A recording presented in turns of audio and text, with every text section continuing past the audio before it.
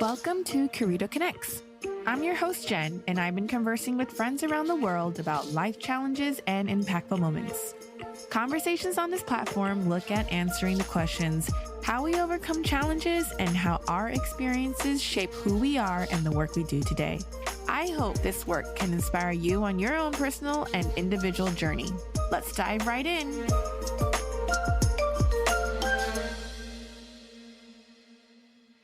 Hello, my guest today is Irish-born, Portugal-based, Sarah Shannon of Wild and Free Retreats. Hi, Sarah. Hi, Jenn. Lovely to be here. So excited to have you on Curito Connect today. So, from burnt out corporate law to free-spirited yoga, meditation teacher, cacao ceremony facilitator, and retreat host, Sarah shares with us how connecting with her inner wild woman, listening to her, and living an authentic life has allowed her to find her true self and purpose in this lifetime to then follow her dream and share her journey and teachings with other wild women around the world. So without further ado, I would love for you, Sarah, to introduce yourself to our audience who are listening. I guess we can start from your beginnings and kind of how you went from, I don't know, I guess born in Ireland and how you kind of journeyed through career-wise and ended up in Portugal where you are facilitating sacred space for wild women around the world. Thank you for lovely introduction. And yeah, it's so mad when I hear it as well, because it's been such a change. And if my younger self knew that I would that this would be my life now, like as you said, holding sacred space, holding retreats for women, living in Portugal. I grew up in Ireland. Was never really sure what I wanted to do in my life. In school, I was, very, very disciplined, hard worker, and did well. So thought, okay, what will I do with all these opportunities? So I went to study law in university, and I just followed this path without real intention, without really kind of listening within. And that's because I didn't have the tools, all of these things that I use now weren't available to me. And I kind of forgot the wild woman that I was when I was growing up, the nature child. And so I started listening to what I call the inner wild woman. And that's that woman who is so in touch with her intuition, her inner guide, who isn't listening to societal pressures, who is following her truth. And I guess I really started listening to her about 8 years ago. Yeah. Which coincided, as often these things do, with a big shift in my life. A relationship ended. I moved back home with my parents, this kind of disruption. And oftentimes when you think, oh, my life, what am I doing? But actually that was such a deep, a critical moment, because I really had to look within. And I started to ask questions. I traveled around Southeast Asia for 9 months on my own. And here I got to experience and learn about things like yoga, meditation, things that were new to me. And that awoke my inner wild woman. And from that moment on, I really began to listen to her. And 5 years ago, after 3 years of listening, I heard her call to leave law. I was working as a corporate lawyer in Dublin, big Dublin law firms, was just promoted to associate. It was all looking good on the outside, but it wasn't me. It wasn't my truth. And this was showing up in my body. I would feel very uncomfortable. in the law space. I wasn't confident. So all of the things were showing up, and I left. I didn't know what I wanted to do. I just knew it wasn't my path. So I jumped ship 5 years ago, and I went on a journey. I walked the Camino de Santiago in Spain, which is a pilgrimage, and I walked it for 1 month, 850 kilometers, to find out what it is I wanted to do. And by the end of the journey, I still didn't know, but I was heading off then to do my yoga teacher training because I had curiosity. It was what I felt interested in. So I was going for myself. And little did I know that I would end up then teaching. So I got back to Dublin after this journey and got this opportunity to teach yoga. And that I've been teaching it ever since. I finally found something I loved. So I'm going to kind of rewind a little bit based on what you just told us and just quickly ask if you could think back to your childhood days. What was the Sarah then? Like what kind of, like like you said earlier, like the free wild child you were, like what kind of environment were you in? And as early as you can remember, what kind of things made you feel alive and excited? Oh, I just tingles as you ask these questions. It's such a good question, Jen. And it's a question that, like, on my retreats, we do a journaling practice, and I'm always asking these questions because it's so insightful for us, and it's something I didn't think about for a long, long time. But now I even have a picture of me at around age 8 up on my wall, just to remember exactly what you're talking about. Like, who was she?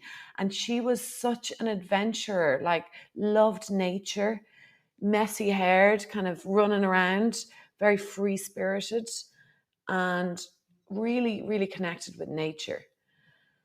I grew up in a city, but I loved being outside. I remember loved being, and that's something I really forgot when I was in law firms. I was inside all the time, Mm. at a computer, and that part I've really rediscovered.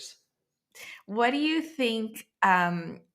Kind of like you mentioned earlier, you excelled in school, so naturally you just kind of picked, I guess, what we can call like societal norm. Growing up in a city, it was kind of like you did well in school. It's okay. So what's the next trajectory you're supposed to follow? And it sounded like, all right, well, of I guess the options you had, it was like, all right, I'll do law because I'm pretty decent at it and I'm good at it, and it's like kind of the thing to do, right? And I mean, I don't know, is that correct statement to say? That is correct. Absolutely. And so when you look back, do you think I mean, like you said earlier, it's like you didn't have the tools at the time. So it's not like you knew, like, it's not really in sync with where your heart place is. It's just kind of like, I'm good at it. I can do it. Like, I'm young. This is, like I got the boyfriend, I got the career, I got the job. I'm going to get married. I'm going to have a house. I'm going to have kids.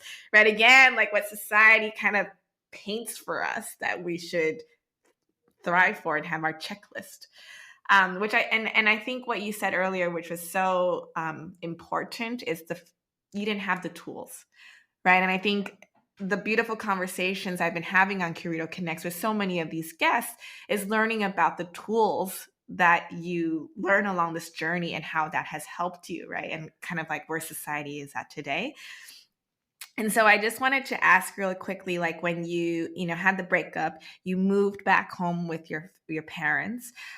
How did you decide that you were gonna like travel? Or because when you get stuck in that moment and it's like you don't know which direction to turn, do you seek a therapist? Do you read books? Do you talk to your friends? Like how did you decide, like, all right, because it sounded like you still had your job at the time, so you were kind of, or taking a break, and so you were working, but then you were traveling, and then how did you figure out, like, well, where were you going to go? What kind of things were you going to do, right, to kind of pique that curiosity for you to keep like opening the next door until you hit that point of like, All right, screw this. No more law.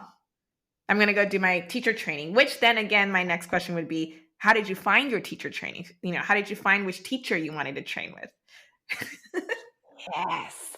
And actually, all of like those two questions are so related because what I've learned, when I went traveling around Southeast Asia, I spent time, I did a 10-day silent meditation, Vipassana. I went to Buddhist centers where I spent a long time in deep meditation and I learned practices, but actually the practice is so simple. It's like, how does this feel expansive? Like, is my heart lifted when I think of this? Am I excited? Is there a quickening within me when I think of this? Or is it feeling heavy and not that exciting?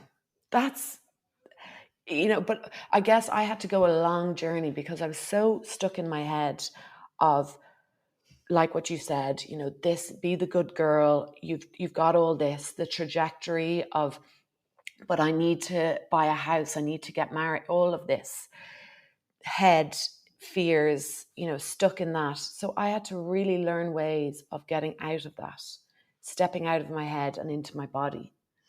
So that was a long journey for me because God, I was so in my head. And Well, you were a lawyer, now right? yes, I was trained to be in my head. And it's still very much there. I have to learn ways always. But once I was able to get out of my head, then I could feel the intuition, what will I do next? And when you're in those situations, like you mentioned, when I was at home with my parents and you're kind of going, wow, what next? The way I really found it was using a journal. I would write and write. And that way I was beginning to discover, okay, what actually is making me feel excited? When I started to write lots of pages, when my pen would quicken up with my writing, that was me going, okay, there's something here. And I was writing how I'd love to go to Bali and go and experience yoga and go on an adventure on my own. And I was looking around for inspiration. I always talk about how things can just come into your life, like the film Eat, Pray, Love was a guide for me. I was watching it going, yes. I was going off to Bali to find my love, I thought. But Did so you? I stayed open. No, of course not. Because it's always what you think. That was the carrot dangling in front of me, that you go to Bali, you will meet your love, Eat, Pray, Love character. But I'm going to fix that statement. You went to Bali and found your own love for yourself. exactly, I needed to do that first. So my mind distracted me with, go there and you'll find everything you're looking for. But really, it was a way to take me out of where, of, I suppose, a structure, and to go find myself. And that, I guess, that's really what I do all the time now, is like, okay, I don't know what to do right now. I feel stuck. Spend a bit of time just, acknowledging that. And then I take out my journal. I start to write, what would bring me joy right now? What's exciting me? I always have this practice at the back of the journal. I write things that I love or things that I'm curious about. And I write those things down. And for me, they're breadcrumbs back onto the path. Follow them, follow curiosities, follow excitement, follow your bliss. And whether that's something, you spoke about the fears as well, that will come up. You follow your breadcrumbs, but then you go, oh God, no, I shouldn't be doing this. That's where courage comes in. Follow them anyway. So, how long did it take for you to kind of decide to put in your resignation letter? Yeah, this is what I talk about, courage. Like, I talk about it easily now. It didn't come so easily. It took months. I had it literally, in my desk drawer, and it took a few months because I didn't know what I wanted to do. But also, also that time was important. It was a bit of an incubation time because I knew I was leaving. I didn't know what I was going to do. So I spent time dreaming and visioning, and I had a vision board and I was adding to it things that I might do, lots of different things. And I sometimes, like, I feel that part is really important as well, because we don't need to jump straight away. That visioning and dreaming part is very important, and I spent time doing that. So by the time I put in my notice, I felt really kind of okay, ready. I had all these visions and dreams. I didn't know what I wanted to do, but I felt ready to take the next step. Mm. And and back to your question as well about my yoga teacher training, like, how did I find that? There's so many options out there. And I spoke to people, I gathered as much information, and then really I followed my heart. I had loads of tabs open on my computer, and which one was the one I kept coming back to? And that was the right one.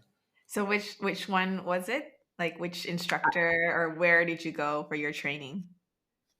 Well, I felt really called to go to India, and I was also looking up the Camino in Spain.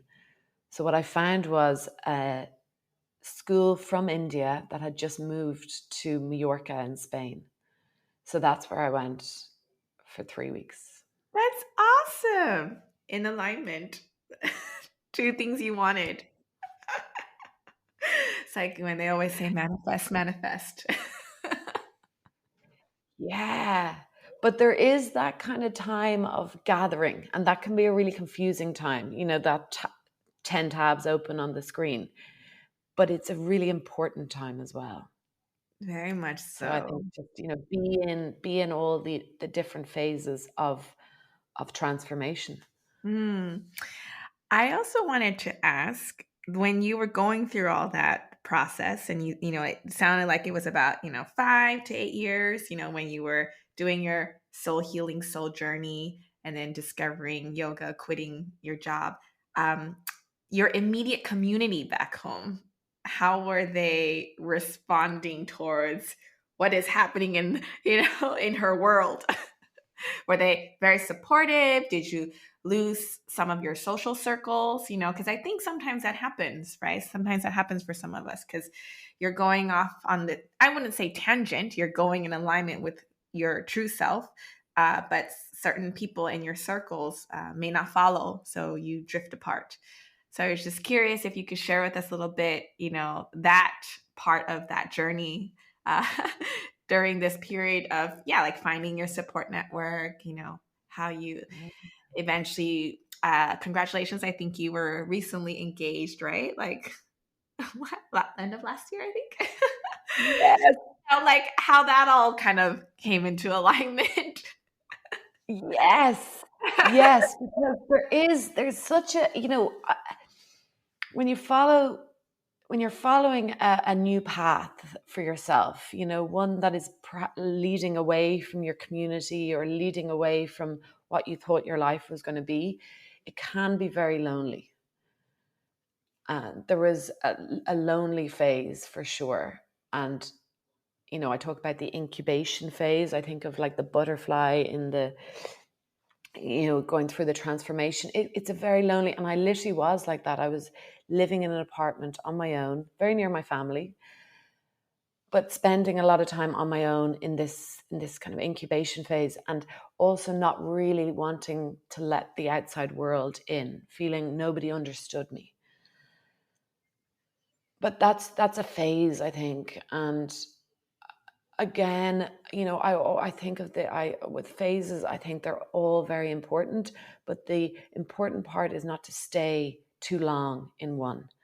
So there was a time then to call in allies and, reach out to communities that you really relate with. And I found that through women's circles, going on retreat. I used to travel around Ireland to these ecstatic dance, fire ceremonies, all of this, looking for my tribe. And really kind of getting an idea of what my tribe would be like, and embodying that. I think that's important as well, to really truly, that your vibe attracts your tribe thing.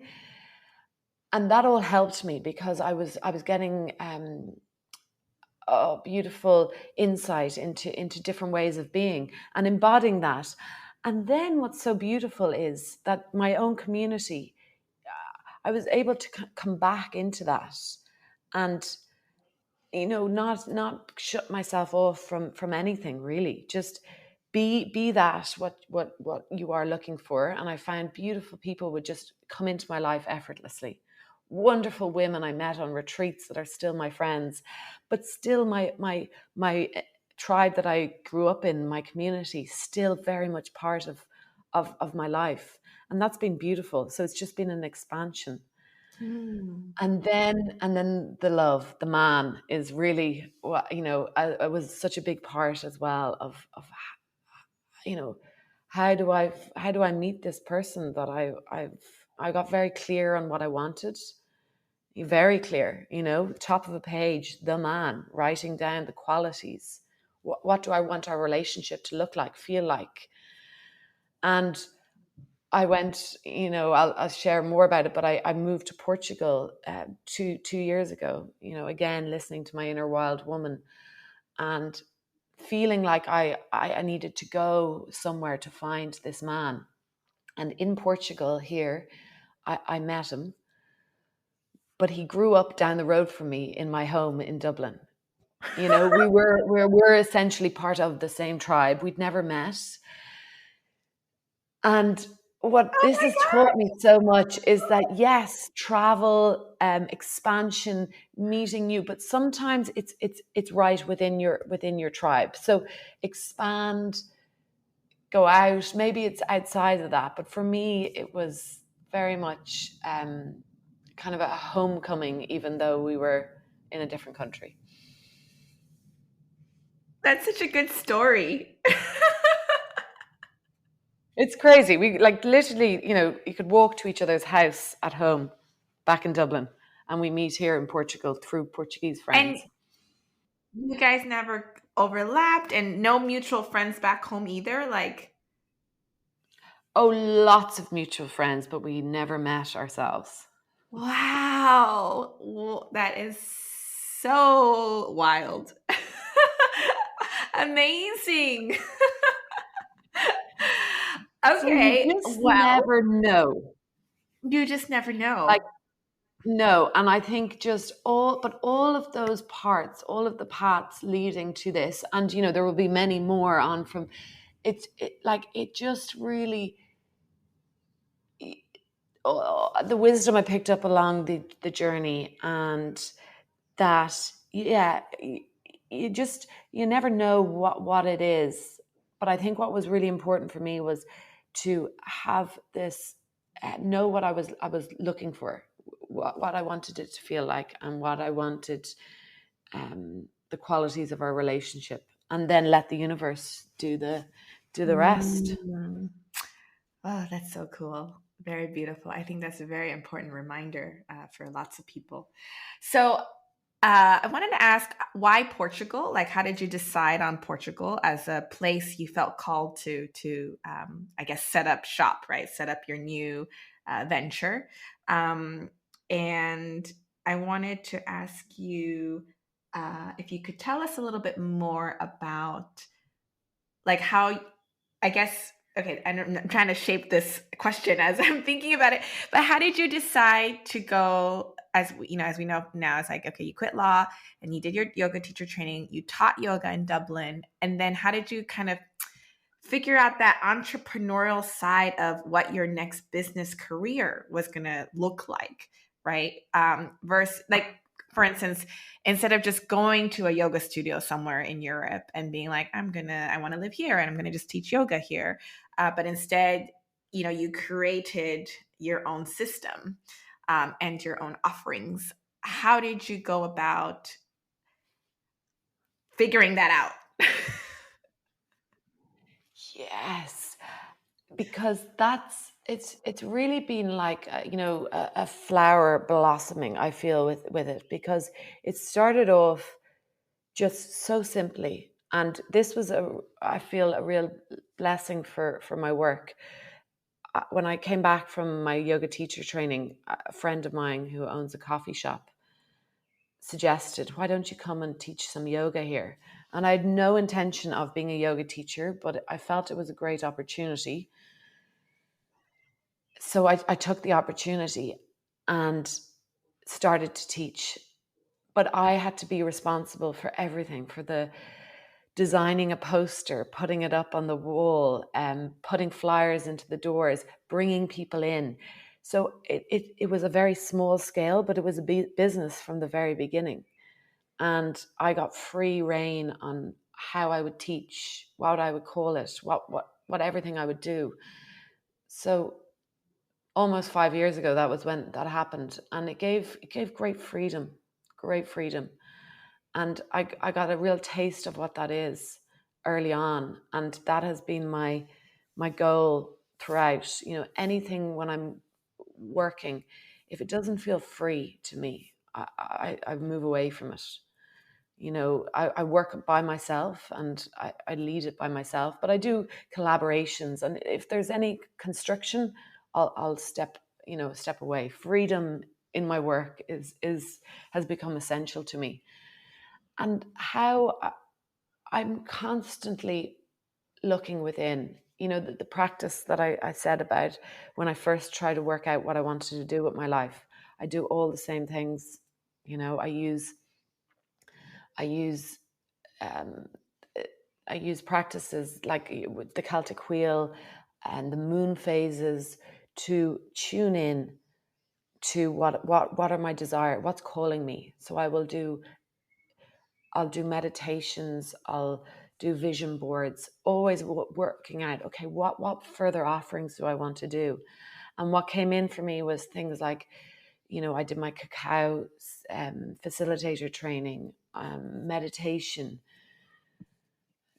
women's yoga, my Reiki training. All of these things are just an unfolding, and there's so many. From talking with, I'm sure, so many guests. There's so many things you can do and offer. But for me, it's about following. Not, oh, this would be nice to do, or I should do this, or this is popular. What is my soul calling me? Where is it calling me? And that's a question I ask myself every morning. How can I Mm, be of service? Where should I go? What should I do? What should I say? mm. I love that. And I normally introduce in the beginning, which I didn't do for us, which is like how I know the guest. So I will just kind of briefly touch upon it because most people know I am a retreat goer. So I found Sarah online and loved her website, reached out, did not make it to her retreat, so it's still on my list. But thankfully we you didn't cross me off, and we're still in touch. And here you are today. So I wanted to then piggyback off of what you just answered and ask, um, what do you feel so called to, in terms of, like you said, all the different modalities you've touched upon, um, to curate your retreats and your offerings, and how it's very personal to you, and that's what you're sharing with the women who come to your retreat. But and also in a way, how is it different from some of the other retreats that are offered out there in the world? And we did touch upon this a little bit earlier before we started recording, in terms of talking about moon phases and the Celtic wheel. If you can touch upon that, because I myself, I'm not so familiar with this knowledge, and I'm assuming my listeners are not as well. So I would love for you to expose us to the wonders of the moon phases and the Celtic wheel. Ah, yes. Like this is what wild and free my retreats are all about. What's special about these retreats are that they're brought out from my life experience. Every part of it has been such a big influence in my life. So anything that I teach I only teach it if I've experienced it, embodied it, and it's seen how it has transformed my life. And as I go along my journey, I'm picking up things all the time. And what the intention of the retreat is for women to come and to be held in a space so that they can listen within, to really listen to the inner wild woman that we all have within us, to develop the courage to follow desires, dreams, and to feel empowered. That sense of tribe, of being with other women, and something that really I felt was really lacking in my world, especially working in a corporate law setting. To be surrounded by women that you feel deeply inspired by. Women come on my retreat, all different ages, 20s, 30s, 40s, 50s, 60s. It's amazing to be around all of those different energies, those different stages of life, and to see the magic, the potency, and the sheer wildness of every stage of womanhood. And for me, whether it's young at the stage, not really knowing what they want to do, mother, older woman, it's just beautiful. And this is what the Celtic wheel moon phases have really shown me, that every phase, every part of it is important. As a woman, a maiden, mother, crone, elder, all of that is beautiful. And the moon phases, we have the new moon, and it moves to full moon and then back to new moon, eight phases amongst that. And it shows us different energies at those different phases, and that each one is very important. And the Celtic wheel that I work with and that I feel has really transformed my life. And to just, it's a big piece of work, but to summarize for your listeners, the Celtic wisdom is very alive from, the place that I'm born, Ireland, England, parts of Scotland, Wales, and where I am in Portugal, the Celtic energy is very strong. But it's an energy, though, that we can all relate to because it lives within our human psyche. And the Celtic wheel is really about honoring the earth, honoring the stages of seasons that we are all familiar with. So there's 8 main festivals of the Celtic wheel, and it begins at the end of October, and it's a Celtic word called Samhain, but we'd be familiar with it in other parts of the world as Halloween. So what the Celtic wisdom, and this is pre-Christian, pre-pagan Celtic times, were a time that they really honored this piece of wisdom, that everything begins in the dark. And the first festival is that time, Samhain, and it's that time of looking within. It's in Ireland where I'm born, it's a very dark time. It's out in nature, there's not much happening, and in our lives it shows up as this time of I apply it to my life when I didn't know what to do. It was a very time to look inward. And the festivals then follow. Winter solstice is the shortest day of the year, and then it moves into Imbolc, which is really the beginning of planting seeds in the earth. But what it shows up in our psyche is when we plant intentions, when we start to plant the seeds that were dreamt up in the months prior, and we plant them in the earth. And then we move into spring equinox, Bealtaine, and each of the festivals. I won't go into them because we'll be talking all day. Another time. Yeah, but Bealtaine is this time of blossoming, blooming, and you see this around in nature. We have spring or summer solstice, Lunasa, and then autumn equinox. So you can see it's a wheel. And the 8 festivals all have wisdom in them. And what we can do is use them to really celebrate and drop into ritual, but also gain wisdom from each festival to use it in our lives. And that's what we really tune into on my retreat. It When we walk the wheel, when we celebrate the festivals, we're learning tools to help us when these things show up in our lives. And just to, end and summarize, when I say these things show up in our lives, a Samhain moment, it can be a very difficult moment. It's an end of a relationship, an end of a career, or moving. And then a Bealtaine moment is a blossoming, like something wonderful happening in our lives. A podcast launching, a new book, a relationship. And how do we really work with these energies? And that's what the Celtic Wheel is helping us. Wow. Feels like more of us should know about this so that we can navigate our inner world in sync with the Celtic wheel. Like you said, it's That's kind of like, exactly it. And even if you, yeah, go ahead. yeah, even if you want to put aside the Celtic Wheel, it's like, how do we live in sync with nature? That's Yeah. really, we're learning that everything is cyclical, no straight lines, that there is a time for going inward, there's a time for dreaming, there's a time for setting intentions, there's a time for action, Yeah. and then there's a time for celebration, there's a Yeah. time for endings. That's what the Celtic Wheel teaches us. Oh, that's so beautiful. And it's so true because we have been so disconnected from that.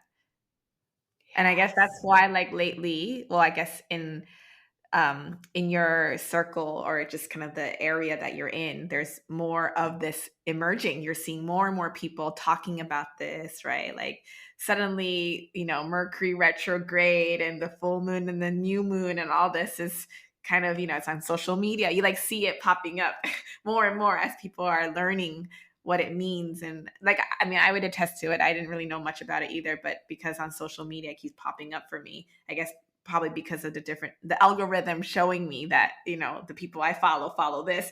And so I'm like, oh, this is interesting. Oh, now I know, oh, Mercury retrograde is happening right now. So it's slowly coming back into our lives. We've kind of lost track of it. And I think to your point, like being here in Asia, we have something very similar too, right? It's actually like all ancient wisdom across the board, but just practiced in same different ways.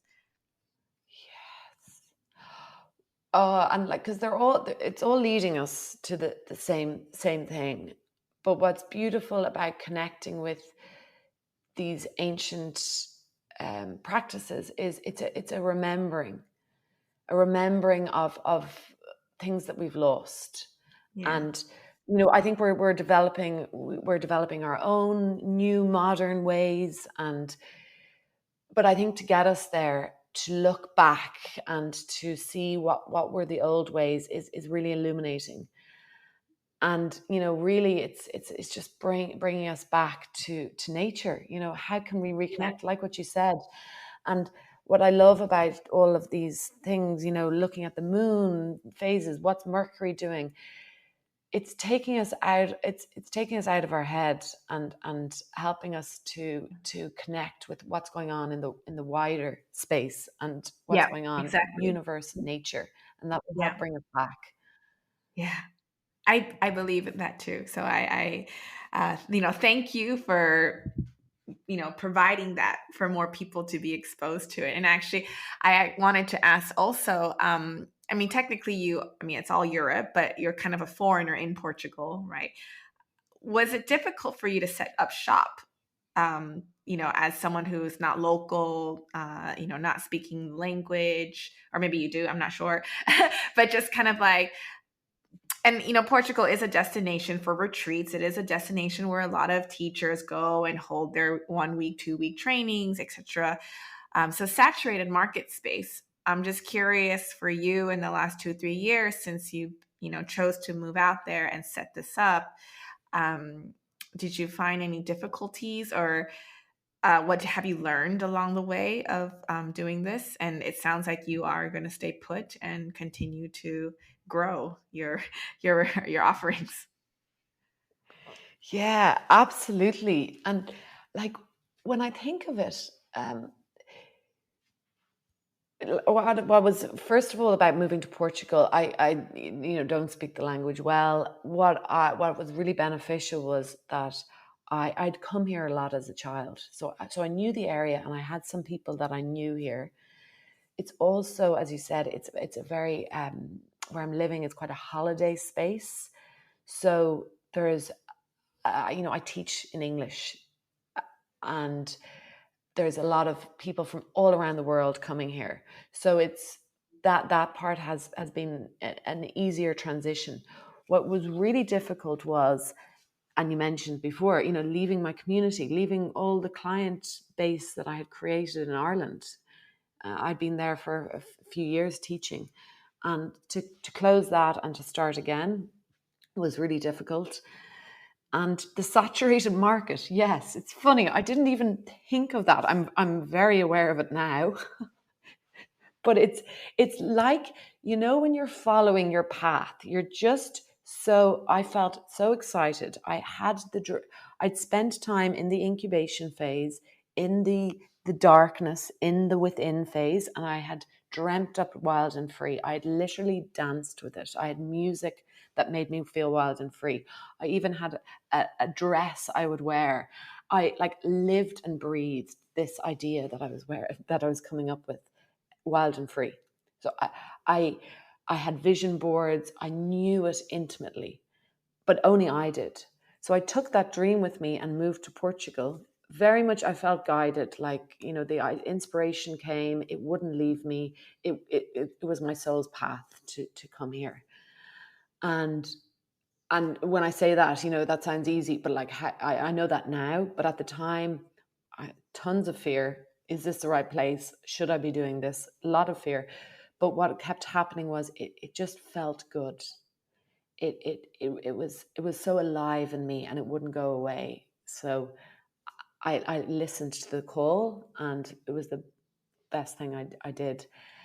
And yeah, so setting up, I just really stayed with the belief, called in support, in my prayers, in my meditations. I call in the wild women. I have my drum here. I bang my drum and I call in wild women. And look at this, I'm connecting with you now in Taiwan, and women come from all over the world, like from it's just amazing. So I guess I stayed true to my belief and tried not to let the fears come in of is this the right thing, and just followed that course. And it's I'm about to do my 14th retreat here, sold out retreats, and I had this dream. I wanted sold out. I've had waiting lists, which is just incredible. It's so cool. I love it. Okay, so I want to be mindful of our time. Again, I want to thank you for taking us on your journey and sharing with us your wisdom. So I usually wrap up with a few questions. So I'm going to start off by asking you, what would you tell your younger self what you know now? Or another way to phrase it would be like, what would you tell those who are listening to this particular episode and really resonate with your storyline? What kind of 2 cent would you share with them? I would say to take your or get very curious about what makes your heart sing. Like, really, really get curious about your interests. And I'm saying this to my younger self, and to anyone who's listening and feeling resonating with anything I'm saying. It's get really curious about your likes, your interests. What are the things that you read up on? What are the things you love to talk about? And even if they don't seem that, valuable or that fitting with society, just stay with it. Gather, follow your interests. And for me, they led to everything that it's manifested in my life. And it's that Rumi quote, let yourself be drawn, and I'm probably not saying it properly, but let yourself be drawn by the silent pull of your heart. I'm definitely not saying it right, but let yourself be pulled by your heart, and just that gentle pull, and that's about your interests, and it will not lead you astray. And that part I am saying right. It will not lead you astray. Beautiful. I love that. So in line with facilitating a cacao ceremony as well. Yes, all about connecting with the heart and Yeah. following. And it sounds easy. I'm not saying it's easy. It's hard, but it's worth it. Yeah. It's finding that courage to break all barriers and just go with it. Okay. Then my next question is, what keeps you grounded? Nature, getting outside. And this comes from a woman who keeps forgetting this. I get when I notice I'm out of alignment, too much thinking, I should be doing this, comparison, all of that. And I have to remember, get out into nature. I try to get out in the morning, and I go to a nature spot underneath the tree near my house that I found. It called me. And I sit there, and I sit near the earth, and I meditate there. And that brings, and I visualize roots coming down from my body, and I connect back in, and that grounding energy then sustains me. And it's really, beautiful, just getting out and getting feet on the earth, bare feet. Again, so simple, right? But it's like, especially for people in cities, it's like you don't think to do that. It's like just, yeah. And like in cities, I did that. I lived in an apartment with no balcony, nothing. And how did I do that? Just even having the elements around me. I'd light a candle every morning, and I'd sit by that, and I'd light a candle and meditate, and that would really help me just connect with realness. A flame, a fire, and have flowers in my house.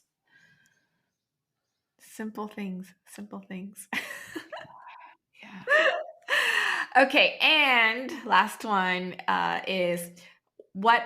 Okay, so when you were going through that period, like you kind of roughly mentioned 5 to 8 years of, really figuring it out, finding alignment, listening to your heart space, what books or mentors or whatever it is that you encountered that really helped you along your journey, that you usually would recommend to other people that you meet along the path, like that whether it's at your retreats, if you have women who are telling you their story, and maybe you'll be like, read this book, it will change, you'll change your mind or change your habits or something, like what kind of resources have helped you along the way, that's kind of like something you definitely would recommend to other people to tap into? Yes. So many. But as you were speaking, I'm going to share the ones that came up for me, because perhaps that's, the book that really, the Wild Woman Essence, a book called Women Who Run with Wolves by Dr. Clarissa Pinkola Estes, really awoke something within me. And it's a book that you dip in and out of. It took me a while to read it, but it really awoke something, because it's stories of listening to intuition. And I feel a modern day, I spoke about it before, but I'll say it again, the book Eat, Pray, Love, because it's a very simple book in some ways, well, to read. But what I really learned from it was, following interests. I really resonated with that. So that's what, I saw myself in that just following interests and seeing where they lead. And I get a lot from a woman, Abraham Hicks,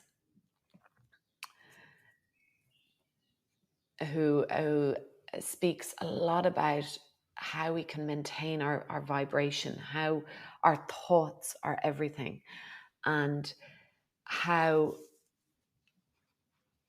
to work with desires and just to really keep in that high vibration, because that's such a big part of the work, is to keep. So I'd listen to that in the morning because it's so high vibrational. Wow, like listen to podcasts, there's tons of books.